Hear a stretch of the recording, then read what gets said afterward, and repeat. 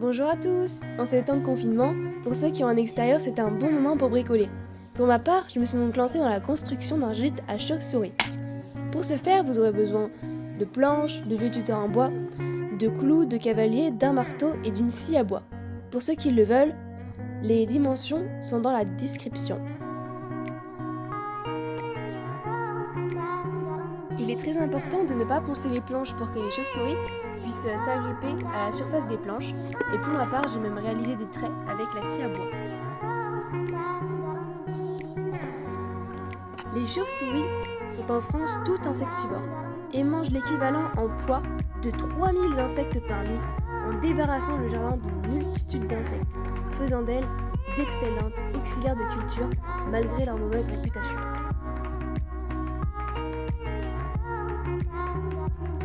Il ne faut pas oublier que les chauves-souris sont de petits mammifères nocturnes. Il est donc assez important lors de l'assemblage de ne pas laisser passer la lumière afin que les chauves-souris ne soient pas dérangées par celle-ci. En France, il y a aujourd'hui 34 espèces de chauves-souris et toutes sont intégralement protégées par la loi à l'échelle nationale.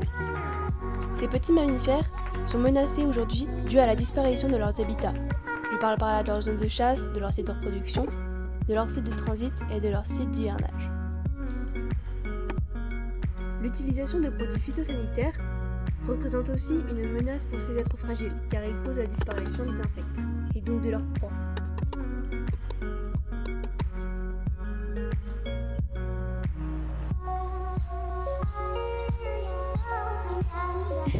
J'ai décidé de poser le gîte en lisière de forêt non loin de plusieurs mares et à côté d'une zone de passage. C'est pour cela que j'ai essayé d'y graver, avec un peu de mal, une chauve-souris. Les passants sont habitués à voir sur mon terrain des nichoirs à passereaux. C'est donc l'occasion de les informer et de les sensibiliser dès maintenant sur les menaces pesant sur ces petits mammifères nocturnes.